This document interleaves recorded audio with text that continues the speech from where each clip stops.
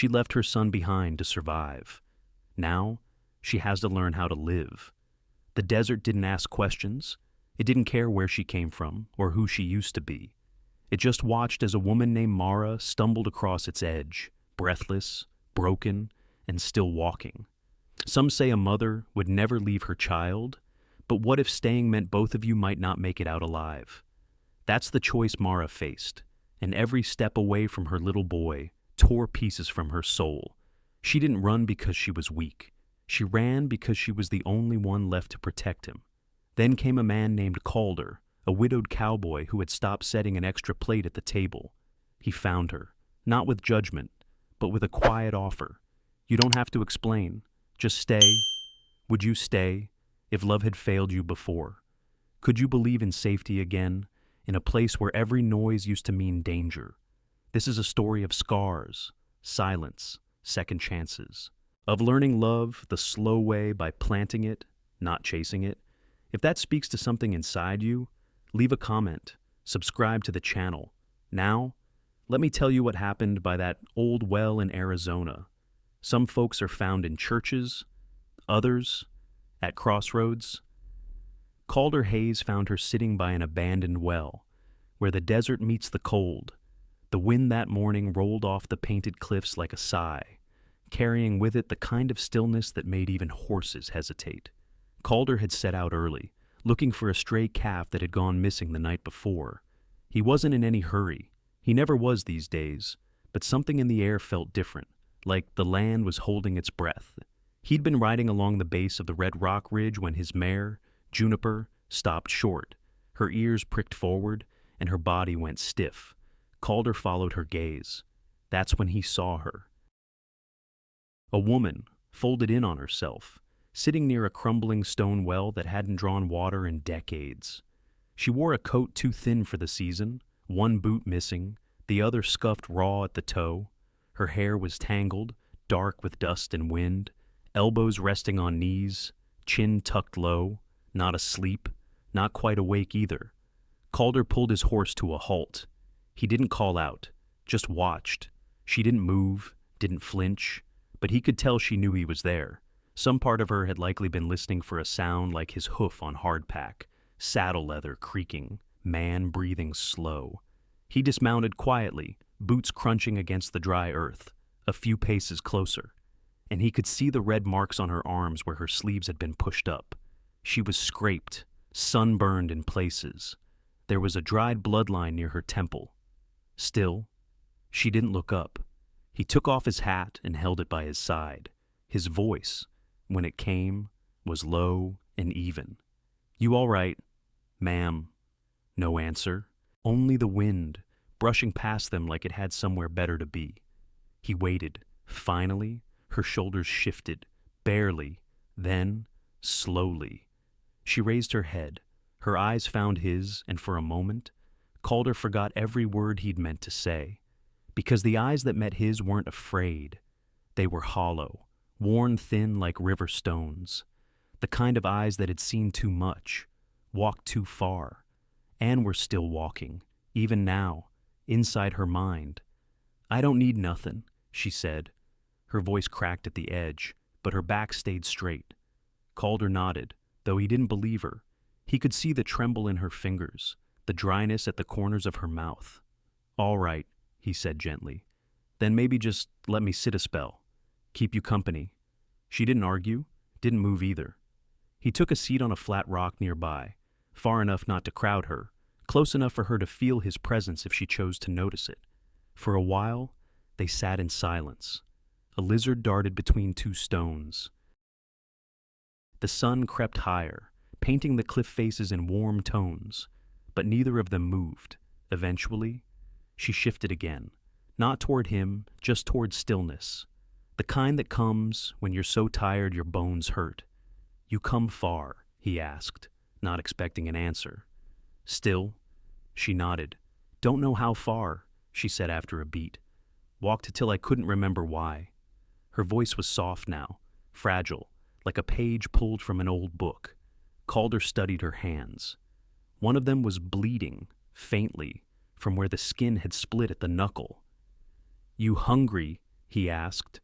She didn't respond, but her jaw tightened. That was answer enough? I've got a little jerky. Water, too. No. This time the word came sharp. Too quick. Too automatic. He didn't push, but her shoulders sagged, and for the first time since he'd found her, her gaze dropped not from defiance, but exhaustion. A moment passed, then another, and then she looked back at him.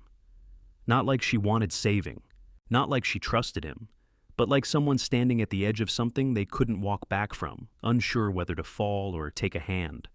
That was enough. Calder stood, brushed off his coat, and reached for his horse's reins. He didn't ask her name, not yet. He just said, quiet and steady, "Come on then." She didn't answer, but she stood, and that was where the real story began. Grief has a sound.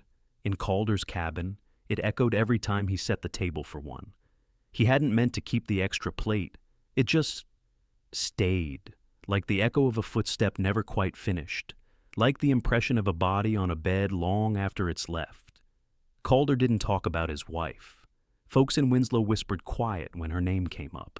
They figured a man who'd buried his love on his own land deserved his silence. The day he brought Mara back, he said even less than usual. Juniper walked slow under her weight, careful with each step across the rocky trail. Mara hadn't spoken again since that moment by the well. She hadn't collapsed, hadn't argued, hadn't thanked him either, just climbed onto the saddle behind him, hands barely touching his coat. It was late afternoon when they reached his land. The cabin stood small and square at the edge of the juniper trees, with a smoke trail curling gentle from the stovepipe. The place didn't look like much, just one room and a lean-to barn out back, but it was sturdy, clean, still carrying the scent of cedar and ash and something faintly sweet, like wild sage drying in the rafters. Calder helped her down, but didn't offer to carry her. He figured dignity held people up longer than bread. He opened the door and stepped aside. "Go on in," he said softly. She hesitated a moment before crossing the threshold, like someone testing a floor for traps. Her boots boot echoed soft on the worn wood. Inside, everything had its place. There were no frills, no lace, no painting on the walls, but the space had a kind of quiet order to it, as if someone had tried to make peace with the world by stacking kindling just so. He took his coat and hat, hung them on the peg, and walked to the stove. Fire's warm. "I'll heat water," he said, already pouring from the kettle. Mara stood in the center of the room, like someone unsure whether to run or sit. Eventually, she lowered herself onto the edge of the bench near the hearth. She didn't remove her coat. Calder handed her a mug. Steam curled from it in lazy ribbons. Too hot now? Let it sit a minute. She held it with both hands, not drinking, just letting the warmth seep through her raw fingers. From a chest near the door, he pulled out a flannel shirt and set it on the table, along with a pair of wool socks that looked 2 sizes too big. "Bathroom's out back. Water basin's in here," he said. "I'll step out while you get settled." She didn't nod, didn't look up. But when he came back 10 minutes later, the coat was folded neatly over the bench and the shirt hung loose over her shoulders. She looked smaller, somehow, but cleaner. And there was a pink flush on her cheeks now, not from sunburn, but from the fire. Supper was simple: venison stew, cornbread, and coffee brewed thick. Calder set 2 bowls on the table, out of habit more than planning. The sight of it made something ache in his chest. He didn't press conversation, just ate in silence. Mara didn't touch her spoon at first, then slowly, cautiously. She brought a bite to her mouth. Her face didn't change, but she swallowed.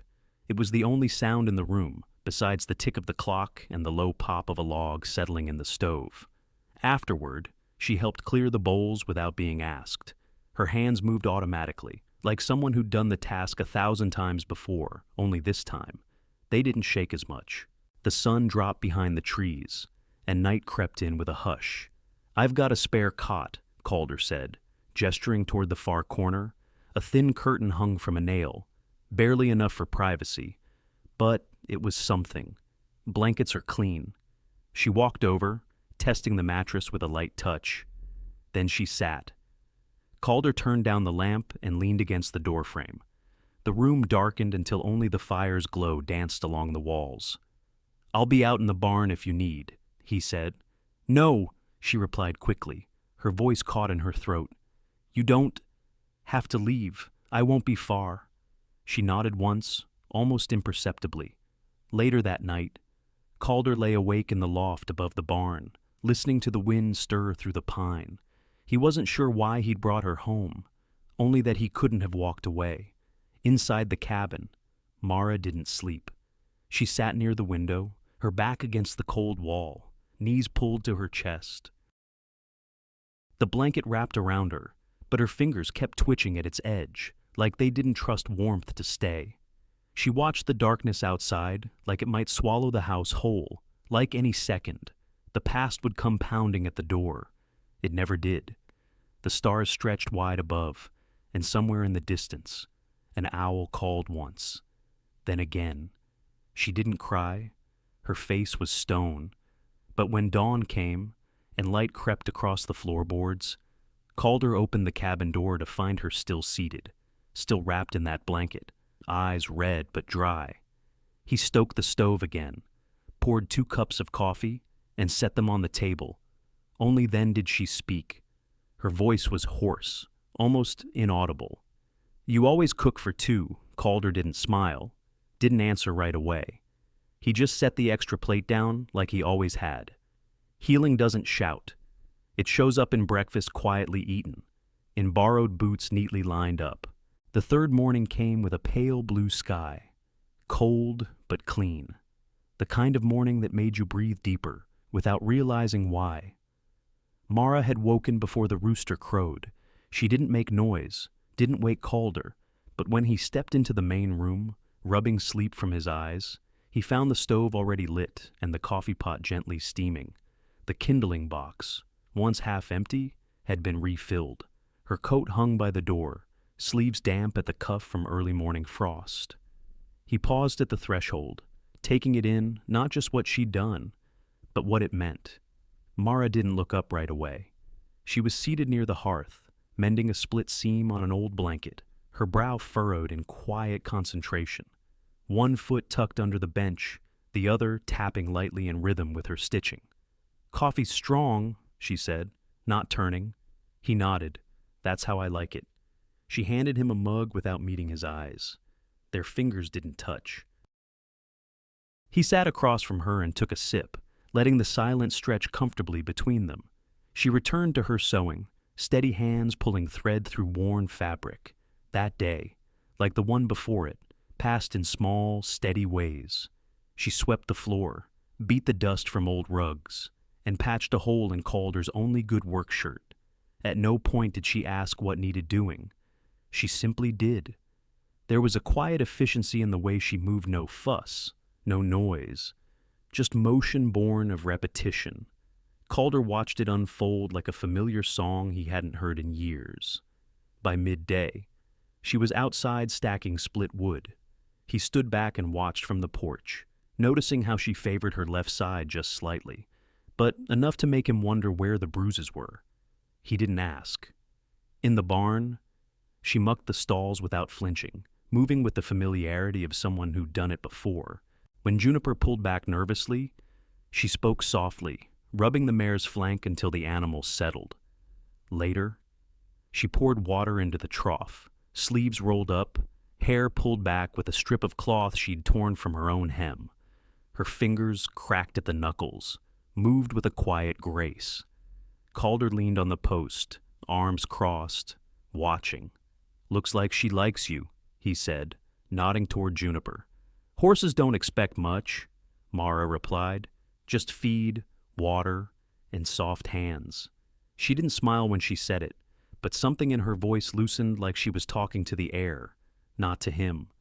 Toward late afternoon, they found themselves out by the hen house. The hens clucked and scattered around their boots, a few pecking lazily at the frozen ground. Calder reached into the coop, gathering eggs with practiced ease. Mara stood nearby, arms folded, face shaded by the brim of a borrowed hat. One of the red hens, mean-eyed and too smart for her own good, darted from the side and pecked at Calder's ankle. He yelped, stumbled back, and nearly dropped the eggs. From behind him, a sound broke the air like the first note in a long-lost song. Mara laughed, not loud, not long, but real. A quick, surprise kind of laugh, the sort that escapes before a person remembers they're not supposed to feel anything good. She caught herself, hand flying to her mouth. Calder turned, startled but not at the hen. He looked at her like a man watching the first thaw after a hard winter. Her face flushed, not from cold this time, but from the sudden realization of what she'd allowed herself to feel. "I'm sorry," she said, half apologizing to the ground. "Don't be," Calder replied softly. "Sounds nice." She didn't answer, just bent down to pick up a stray feather, twirling it between her fingers like she wasn't sure what to do with her hands anymore. That night, the quiet between them felt less like a wall and more like a blanket. Something shared, not separating. Inside. Mara had taken up some cloth from Calder's storage trunk, an old, faded bolt of muslin, and begun stitching something small, not embroidery, nothing fancy, just fabric folded over itself, shaped into the beginning of something useful. The lamp's light flickered across her hands, casting long shadows that danced along the floorboards. Calder stoked the fire, then sat opposite her, boot tapping gently against the wood floor. It had been 3 days, no questions, no pressing, but that night, as the clock ticked past supper and into the soft hush of evening, Mara broke the silence. "He's 7, she said, voice barely above a whisper. Calder looked up. "My son. I left him in Fort Sumner." She didn't look at him as she spoke. Her hands kept sewing, the needle moving steady. I didn't have a choice. Not then. Her voice didn't waver, but her posture changed. Shoulders drawn in, like bracing for judgment, Calder didn't offer any. He just listened. Mara's needle paused in midair. "He's got my eyes, but he don't smile like me. Not anymore." Then she added, quieter still, "His name's Benji." She didn't cry. She didn't need to. The way she held that name like it might break in her mouth was weight enough. Calder waited a long moment before speaking. "We'll talk more in the morning," he said gently. Mara nodded, her lips pressing into a thin, trembling line. Outside. The wind kicked up, rustling the brittle grass against the side of the cabin. The fire cracked once, and then settled. Mara reached for another square of cloth, but her hands had gone still. She was no longer sewing. She was remembering. No mother leaves her child without bleeding first, just not always from the skin. The fire had gone to embers when Mara finally spoke again. Her voice was different this time, not just quiet, but distant, like she wasn't fully in the room anymore, like her words came from a place her body hadn't been allowed to leave. "I didn't plan to run," she said, fingers still holding the needle that had long since stopped moving. "I planned to survive." Calder didn't say anything. He didn't have to. His stillness was enough. She shifted in her seat, not toward him, but into herself, pulling the thread slowly through the last stitch, like her hands needed something steady, while her heart unraveled. "We lived in a shack outside Las Cruces. After my husband died in the mines, I went back there with my boy. My aunt gave us a corner of her land, and I worked what I could, mending, laundry, anything to feed him. The word him caught, but she kept going. One spring, this man came through, said he was looking for work. He was tall, soft-spoken, had that look about him, the kind women are warned about too late." She paused. Calder saw her knuckles whiten around the cloth. He helped out around the yard, fixed the fence, said he liked kids, said he liked me. A thin, brittle smile touched the edge of her mouth. It didn't reach her eyes. I let myself believe it. I needed to believe it. Winter was coming, and I didn't have enough food put up. I thought maybe this was a second chance. She set the cloth down. It took him a week to hit me, 2 more to stop pretending he was sorry. Calder's hands, folded in his lap. didn't move, but something in his jaw shifted, tightened, then eased. He never touched Benji.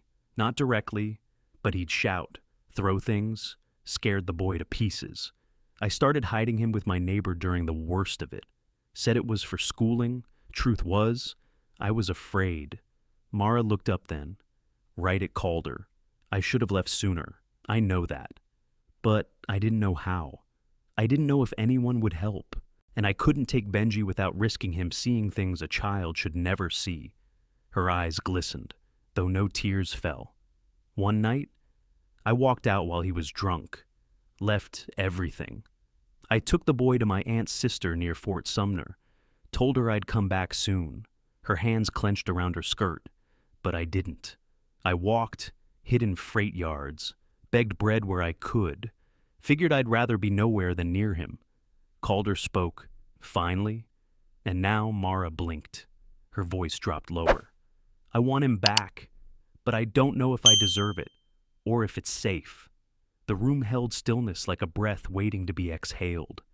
Calder rose from his chair and crossed to the trunk near the door. He pulled it open and began folding a blanket, then another. Fort Sumner's 2 days by horse, he said simply. We can leave at dawn. Mara stared. He didn't look at her. Water the horses tonight. Saddle up early. I'll pack bread and jerky. She didn't speak for a long while. Her mouth opened, closed. When the words came, they were barely formed. You'd do that for me. He paused, turned to her. There was no drama in his eyes, no pity. Of course I would. The silence that followed wasn't empty. It was full of every moment in her life when someone had walked away, full of all the times she'd asked for help silently and no one had heard. She covered her mouth with both hands. A sob escaped anyway, quiet and jagged like a breath caught on a splinter. She didn't weep loudly, but her shoulders trembled and her body folded inward, as if she'd just been told she wasn't invisible after all. Calder moved closer, not to hold her, not to speak, just to be near. After a while, she looked up. Her face was blotchy, eyes red, but something had shifted. She looked more solid, more there. I don't want to be in the way. You're not. I don't want to owe you. You won't. She nodded, slowly, then stood, knees stiff. Her hands shook as she gathered the fabric she'd been sewing. She crossed the room, pulled out a small bundle from the shelf, one she'd kept tucked in her satchel, rarely touched. Inside it was a soft piece of flannel, blue and faded, with tiny stars stitched into the hem, a corner torn, frayed from use. A boy's blanket. She folded it carefully, smoothing the edges, fingers lingering on the threads. Calder didn't interrupt. She placed it beside the saddle blanket on the table, then turned toward the door. I'll see to the horses, she said quietly. Outside, the wind had calmed. The air was cold, but the kind that hinted spring was coming soon. Somewhere in the distance, coyotes called. Inside the cabin, the blanket stayed where she left it, a promise in soft cotton, a story not yet finished. Calder added another log to the fire. He looked at the flannel on the table, and for the first time in a long while, he felt like he was riding towards something, not away. It's one thing to run from a man. It's another when he runs faster. They left before sunrise, the air still heavy with night. The frost clung to saddle leather and hair alike, and the only sound was hooves pressing into cold dirt and breath visible in the dark. Calder rode ahead, silent, focused. Mara followed, wrapped in layers that didn't quite hide how tense her shoulders had become. She hadn't slept, neither had he. Fort Sumner sat low in the land, flat and wide, and marked by fences that didn't keep much in or out. It had once been a place meant to hold people, to contain them. Now, it looked like a place folks left when they could. They reached the outskirts just after noon the next day. The town was quiet, too quiet. A few wagons rolled slowly down the main path, dust curling behind their wheels. Dogs barked lazily from porches. Smoke rose from chimneys like old habits that didn't know how to stop. Calder tied the horses near the feed store while Mara stood still, eyes locked on a house at the far end of the road. Her breathing had gone shallow. That's it, she said. The house was small, paint peeling from the eaves. A rocking chair on the porch swayed slightly in the wind, though no one sat in it. Mara stepped forward. Not quickly, each movement seemed carved from stone. They approached the house together, but it was she who knocked. An older woman opened the door. Her eyes widened when she saw Mara. "Dear Lord," she whispered, then pulled her into a tight, startled embrace. "You came back." Mara didn't return the hug. Her arms stayed at her sides. "Where is he?" she asked. The woman pulled back, blinking. Her face changed. Grief crept into her features like ink into paper. "Mara." "I'm so sorry." A chill shot down Mara's spine. "Where is he?" she asked again. Her voice cracked on the second word. The woman stepped aside, ushering them in. Inside, the house smelled like stew and old cloth. A child's jacket still hung from a peg by the door. "He was here," the woman said, "up until 3 weeks ago. I swear to you, he was safe, happy, even he missed you, but I told him you'd come." Calder stood just inside the door, unmoving. "Then where is he?" Mara asked again. Her voice no longer cracked, it flattened. The woman's hands twisted in her apron. "Your husband came. I didn't recognize him at first. He looked rough, like he'd been sleeping out in the brush. He said you sent him, that you couldn't make the trip, but wanted the boy home." Mara took a step back. "No, he knew your name, knew Benji's favorite book. He had one of your old scarves. Said it was for the boy to hold on the way." Mara's knees buckled. Calder moved fast, caught her by the elbow, guided her to a chair before she hit the floor. "I didn't mean to," the woman cried. "I swear, Mara. I thought you thought wrong," Mara whispered, staring at the wall. No tears yet, just silence so loud it rang. "I failed him," she said. "I failed again." She clutched her stomach like she'd been punched, her breath sharp and shallow. "I left him once and it almost cost him everything. I came back and now he's gone again." Her body trembled, not from cold, but from something older, something rooted. The woman tried to explain more, but Mara wasn't listening anymore. Her eyes had gone to a place deeper than the room, somewhere in the past, somewhere dark. Calder knelt beside her, not speaking. He didn't touch her hand, didn't rush to reassure. Instead, he placed one steady palm on her back, between the shoulders, not to push, just to say, "I'm here, you're not alone." And like earth beneath a staggering tree, he held her without words. They stayed like that for a long time. The woman left the room quietly, sensing the weight of silence. Mara didn't sob, not loudly, not like in stories. She just folded forward, shoulders shaking in silence, hands clenched in her lap until the knuckles paled. "I should have never left him," she whispered. Calder didn't answer. Because she hadn't? Not really. She had run. Yes, but from a man, not from a child. And some battles leave marks whether you win or not. When Mara finally straightened, her eyes were red, but dry. Her jaw was set. Her body, though worn, had steadied. She looked at Calder. "Can we find him?" He nodded once. "We'll start tomorrow. I don't know where he'd go. We'll start anyway." The certainty in his voice wasn't loud, but it was enough. As they stepped out of the house, the sun was sinking behind a ridge of cottonwoods. The light hit Mara's face at an angle that made the hollows under her eyes deeper, but also cast a glow along her cheek. She didn't look defeated. She looked decided. Calder adjusted the reins, glanced at the saddlebag to be sure the canteen was full. Mara said nothing, but when she climbed onto her horse, her hands didn't tremble this time. Not much, anyway. She didn't say goodbye to the woman on the porch. There was nothing left to say. Calder rode beside her, close but not too close. When Mara's shoulders dipped slightly forward, he reached out and rested his hand gently on her back again. Just like before, just like always. Some heartbreaks don't scream. They settle in the walls of a home and echo when it rains. The ride home stretched longer than the trail itself. They didn't speak, not once. Mara rode like she wasn't sure her body was part of her anymore, like her bones were only going through the motions because that's what bones do when there's no other choice. Calder kept pace beside her, not too near, not too far. He knew grief had its own gravity. Push too hard, and it spins out. Stand too close, and it pulls you under. By the time they reached the cabin, the sun had begun to set, but there was no warmth in the light, only pale shadows stretching long over the dry earth.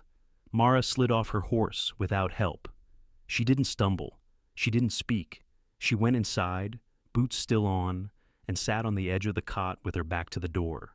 Calder watched her from the porch, waited a full minute before following. Inside, she hadn't moved. He didn't ask if she was hungry, didn't ask anything.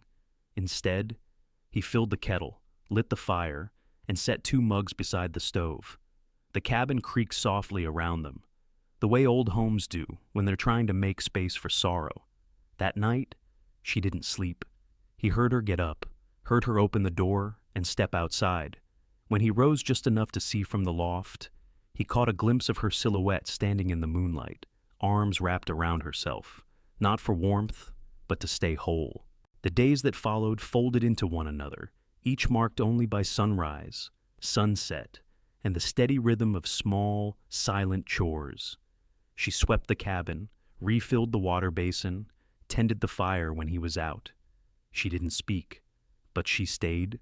There were no tears, no questions, only the way her shoulders never fully dropped, like she was waiting for something else to be taken. Calder gave her space. He didn't hover. He repaired a broken gate hinge, sharpened tools, rode out to check the fences. But each evening, when he returned, the cabin was never empty, and that, he understood, was a kind of answer. On the 3rd evening, he found her sitting outside near the stump where he used to split wood. The air had gone cold again.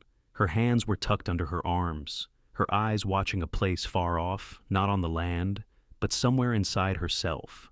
He stood in the doorway for a long time, just looking, then, quietly, he turned and walked to the shelf beside the hearth. There, among a few old books and a cracked tin lantern, lay a worn leather Bible.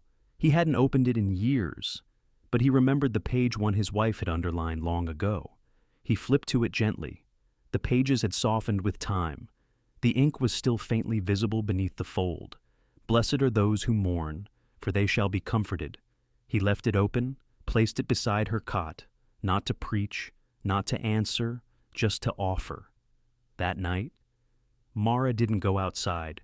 She sat by the window, unmoving, her face lit faintly by the firelight. The Bible stayed where it was, untouched, but now and then her eyes flicked toward it, not long, but enough. Rain came just before midnight, a soft, steady patter on the roof, the kind of rain that didn't rush, didn't flood, just filled the silence with something other than pain. Calder lay awake in the loft, listening, the rhythm of the drops on wood, the pop of embers in the stove, and the breath of another person, deep, measured, finally sleeping in the cot below. Morning came slow and gray. The fire had burned low, but not out. The coals still held warmth. Calder rose, added a log, and reached for the kettle. He didn't expect her to be up, so when he turned and saw her standing by the stove already dressed, already holding a ladle in one hand and a tin bowl in the other, he froze for a moment. She didn't meet his eyes, didn't say a word. She poured a spoonful of soup into the bowl, placed it on the table beside his cup, and turned back to the stove. That was all, but it was everything. She sat down across from him, still silent, but there was steam rising from 2 bowls now, and that meant the silence had changed. Some wounds don't show up on skin, they spill out in quiet confessions. The night had settled so gently it almost masked its own arrival. The kind of night that drapes shadows softly across the cabin floor and muffles the world just outside the door. Calder had just come in, his coat crusted with snow and his breath still puffing faint tendrils in the warm air. He leaned close enough to the fire to melt the chill from his sleeves, but not so close as to rush the hush that had taken root between them. Mara sat at the table, Her glove repair paused mid-stitch at last night's light. The thumb she was mending rested in her palm, the thread looping through the worn leather with a quiet precision. She didn't look up as he entered, but the tension in her shoulders dropped just a whisper, a motion he recognized as a small welcome. The stove crackled. Outside, the wind whispered through the trees. The steam curled gracefully from the kettle's spout. Calder spoke first, but without words.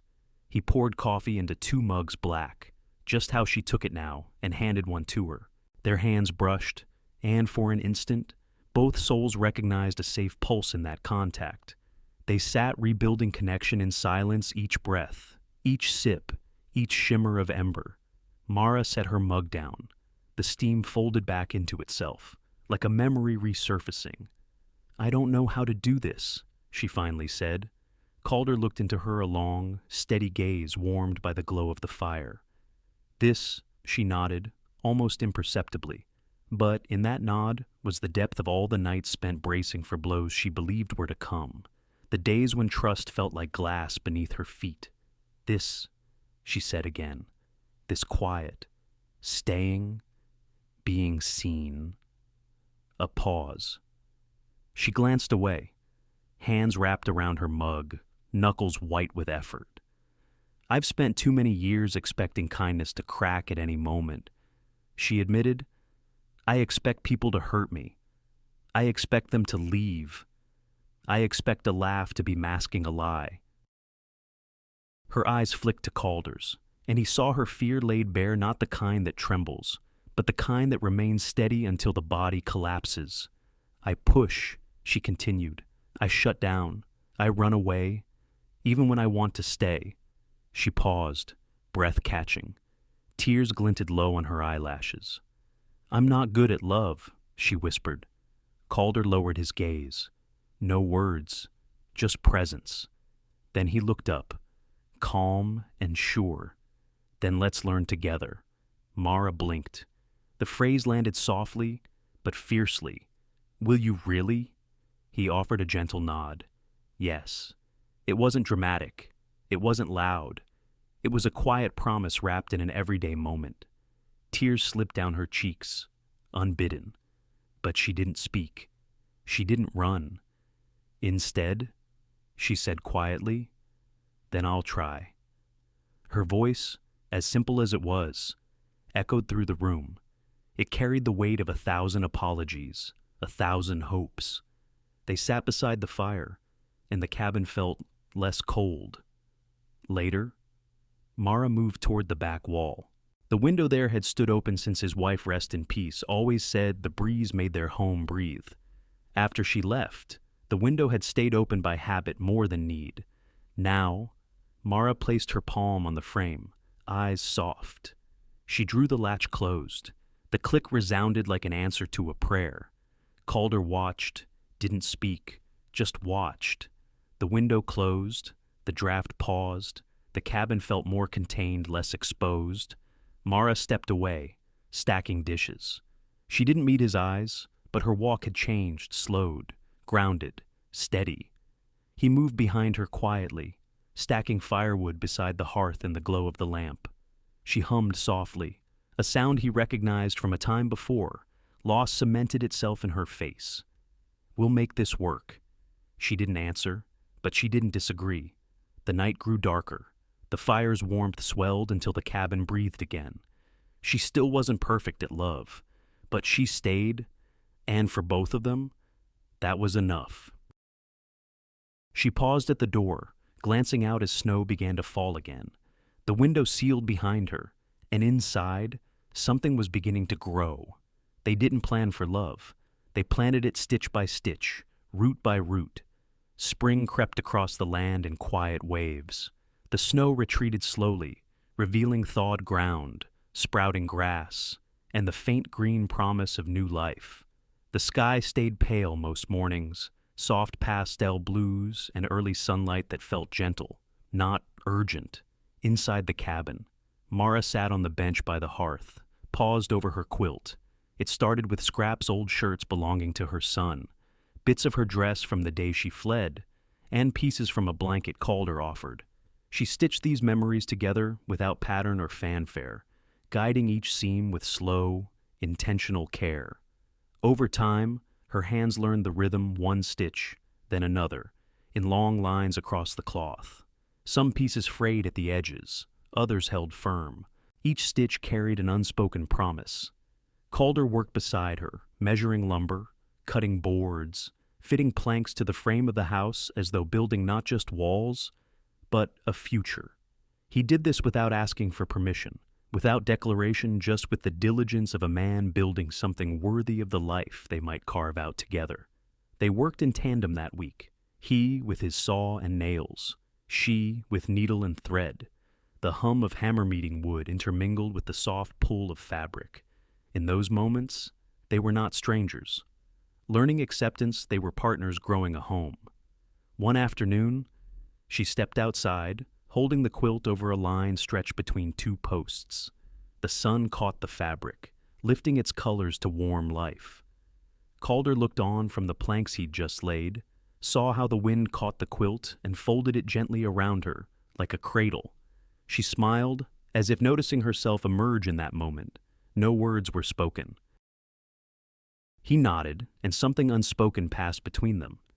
That evening, by the window, they cleared a patch of earth beside the porch. The land had been bare there too hard for anything but scrub grass. But now they turned the soil, loosened it, and knelt together in silent reverence. Calder brought a young apple tree sapling, not much taller than his elbow. Mara cradled its roots with trembling blue fingers. They placed it into the ground, filled the space gently, and pressed the earth around it until it felt rooted like hope itself. "It'll need water," she said softly. He nodded, tilting her chin with his finger. "We'll feed it something to drink," he replied. In the days that followed, they tended that tree. She carried buckets to water its thirsty roots. He cleared weeds and placed stakes to keep it steady against wind. All while the quilt grew under her hands, patch by patch, thread by careful thread. One evening, after supper, Calder opened the small wooden chest beside his bed. From within, he withdrew a bundle wrapped in soft cloth and carried it over to her. Mara sat by the fire, eyes on the quilt she'd nearly finished. The bundle was an unexpected weight in her hands. She unfolded it slowly. Inside lay a set of kitchen knives, delicate, bone-handled, glinting in the firelight. Her breath caught. "These are the ones from Harding's General Store," she whispered, voice trembling. "I looked at them days ago, but I didn't say anything." He knelt beside her. "I saw you," he said simply. "You thought no one noticed you anymore." Her eyes filled. She traced the handle with a fingertip, as if touching a purpose she hadn't dared claim. "These are yours, if you want them," he said quietly. She blinked back tears still unshed, but potent enough in the fire's glow. Thank you," she whispered. He nodded. That night, she placed the knives on the shelf above the counter, right next to the salt crock. It was a subtle placement, but emblematic. She was washing dishes, baking, creating meals. She was home. The quilt finished soon after. She draped it over the back of her chair, where it caught the morning light, softened the room with patchwork warmth. She made dinner in front of it, paused to look at its colors. Outside, the apple tree budded. Tiny green blooms whispered promises across the branches. Mara stood by the tree, brushing crust from dirt on her jeans. She whispered to it names she seldom said aloud, and the tree swayed gently, as though promising the harvest of something real. Calder came out with a pail of water and set it at the tree's base. They stood together, hands occasionally brushing as they tended the sapling. Under the quilt, on warm nights, Mara slept soundly. The kitchen knives rested in their place. The quilt was warmth. The tree was future. In the dawn light, the apple tree's very first blossom opened. Mara touched it softly, and in that quiet bloom, she felt something shift, a promise taking root. Sometimes, what you thought lost finds its way home quietly, with dusty boots and big eyes. It was early, the kind of quiet that makes coffee seem louder and the tick of the wall clock feel too sharp. Mara stood at the stove, ladling water into the tin kettle. Her hands moved, but her mind wasn't there. It hadn't been not fully since Fort Sumner. Behind her, the door creaked once, then came boots, soft but certain. Mara. Calder's voice was steady, but gentler than usual. She turned halfway. "There's someone here," he said. Before she could ask, a man stepped into the room behind Calder, his presence calm, coat dusted with road miles, and eyes that looked like they knew things before you said them. Pastor Daniels. He introduced himself, voice warm and low, and Mara felt her shoulders stiffen, not in fear, just in the way people brace when they sense change coming. The pastor took off his hat, held it respectfully in front of him. "I've come about your boy." Mara didn't breathe. The room shrank. The kettle's hiss faded. Her lips parted, but no sound came out. "He's safe," the pastor continued. "Your son Benji. He's been with a good woman near the Pecos. I was called there last week. He gave your name. I knew it. I figured you'd want to come." Mara reached for the edge of the table. Her knees buckled, but only slightly, enough that Calder moved forward a step. He remembers me. He never stopped," the pastor said. Mara nodded slowly, as if accepting a gift wrapped in glass. "Can I see him?" she asked, the words trembling. "You can ride out with me today. We can be there by sundown." She turned to Calder. "You'd come. I already saddled 2 horses," he said. The road east was long but kind. The trail past cottonwoods turning gold, and open fields where hawks drifted low. Calder rode quietly beside her, reins loose, shoulders relaxed, but his eyes never strayed far from Mara. She held the saddle horn tighter than needed. Her jaw stayed clenched. Every few miles, she wiped her palms against her skirt. At midday, they stopped by a creek. Calder handed her a strip of jerky, but she barely touched it. "You all right?" he asked. "No," she said honestly. "But I'm going anyway." By evening, they arrived at a modest white house tucked behind an old trading post. A woman stood on the porch, drying her hands with a cloth, and there, half hidden behind her skirt, was a boy, Benji. He looked older, taller, but his eyes were exactly the same, wide, watchful, still waiting. Mara dismounted before the horse fully stopped. She didn't run. She walked one slow step after another, like each one might break the world open. Benji stepped out from behind the woman. He didn't smile. He didn't cry. He just stood still, like a breath being held. Then when Mara was 3 paces away, he whispered, "Mama." That's when her knees gave. She dropped to the dirt, arms wide, tears falling before she even knew they were coming. Benji stepped forward, uncertain, then faster, then into her arms all at once. She gathered him like a fallen piece of herself. He held her neck tight, his little fingers cold. "I'm sorry," she kept saying. "I'm sorry. I didn't know what else to do." Benji didn't answer right away, just stayed close. "Then I knew you'd come." Mara wept harder. Calder stood back, hat to his chest. Even the pastor had to turn away. They spent the night in the spare room of the trading post, with a fire burning low and soft bread wrapped in cloth beside the bed.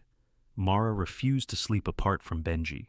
She lay beside him, stroking his hair long after he'd fallen into that deep, safe sleep only children know.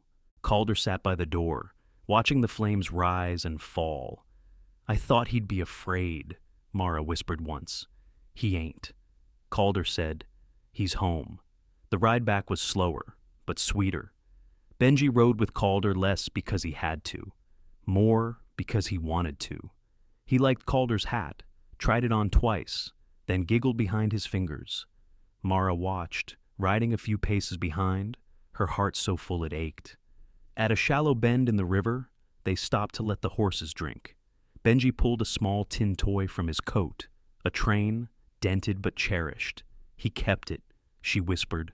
Calder looked over. "You gave it to him. His father hated it, said boys shouldn't play with useless things." Calder didn't answer, just looked at Benji with quiet, fierce tenderness. Later that afternoon, they crested the last hill before home. Benji saw the cabin first. Is that it? Mara nodded. It's where I am now. He thought for a moment, then smiled. Looks safe. That night, Mara tucked Benji into the small cot with the quilt she'd sewn from pieces of his old clothes. She told him stories, real ones, gentle ones, about the stars, about the first goat that chased Calder, about the bread that rose too fast and caved in like a scared rabbit. Benji giggled. When he slept. Mara stepped into the kitchen. Calder was fixing the lamp wick. She stood silently for a moment, then moved closer. You brought him back to me, she said. No, he replied, not looking up. You did that? I just rode along. She touched his hand, softly. That night, she didn't sleep in the guest cot. She slept beside Calder Benji, curled up between them, arms thrown wide like a boy who trusted the world again. In the morning, Benji woke to the smell of bacon. Mara was humming. Calder was fixing the porch rail. And for the first time, no one looked back. Bitter makes the sweet stronger, her mama once said that. And now, Mara believed it. Spring moved in like a whisper. It didn't announce itself with fanfare. It unfolded in soft green threads through the forest, through the meadows, through the windows of the cabin, and into Mara's heart. The apple tree they planted flourished, tiny buds gave way to pale blossoms, petals drifting like soft, fragile promises caught in the morning light. Mara pressed her palm against the cool glass, watching as the tree swayed in a gentle breeze. Her thoughts wandered to Mother's words, spoken long ago by a creek back in New Mexico. Bitter makes the sweet stronger. For years, bitterness had held her firm fear, loss, the long winter of distrust. But here, in this thinning sorrow, that bitter taste had shaped something tender, resilient, inside. Calder had finished rebuilding the back wall. The new window he installed framed the orchard just so, blossoms like stars against the cabin's warm wooden interior. Each dawn, sunbeams fell through that window, lighting a slice of quilt in gold. The quilt itself, stitched from scraps of stories and apologies, lay folded near the hearth, a reminder of survival, of hope rethreaded. In the mornings, Benji practiced his letters at the table while Mara watched him. He traced lines M-A, then B-E-N, then B-E-N-J-I. Each letter a reclaimed bit of childhood, each word a step forward toward belonging. When he got Benji, he looked up with pride that made Mara's chest shimmer. You did that, she whispered. He shrugged, shy smile bright as sunrise. She shared a look with Calder, silent, steady, full of unspoken thanks. One afternoon, she found herself near the apple tree again, tending its roots with watering can in hand. The earth smelled rich, alive. She hummed a lullaby she hadn't used in years. Calder appeared with 2 mugs, her coffee and his. For the first time, she didn't wrestle with grief before taking the first sip. They stood small and side by side. Mara, he said quietly. She looked up. The sun dipped low, golden petals drifting down around them. Her heart pounded like a vow unspoken. She drew in a breath. I want to marry you. The words weren't fanciful. They weren't planned. They were the quiet truth of surviving winter, finding a home in a man who built one with his hands and soul. Calder's eyes softened. I already chose you. No glittering phrase, no dramatic flourish, just clear, unwavering love. That afternoon, beneath the bloom of the apple tree, they said no formal vows, no preacher, just the 2 of them, and Benji wide-eyed between them. They stood with hands clasped, petals drifting, light weaving through branches.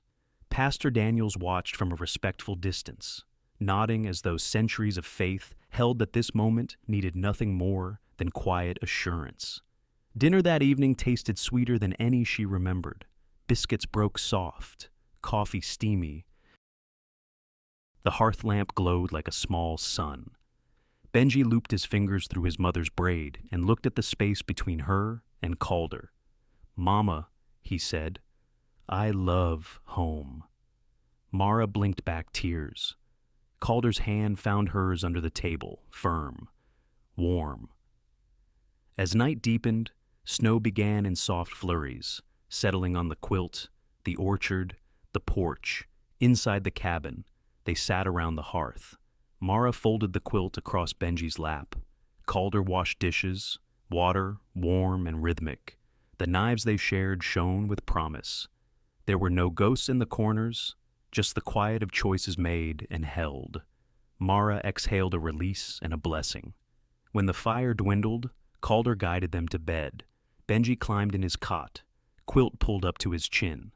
Mara held him close long enough that she felt every breath steady in rhythm with her heart. Then she turned to Calder, and he opened the guest cot, but she refused it. Instead, she lay beside him, two bodies finally resting in the same chapter. No longer half-lived after winter. At dawn, Benji woke to the gentle patter of snow on the roof and his mother humming softly. He opened his small eyes to see her and Calder sleeping close.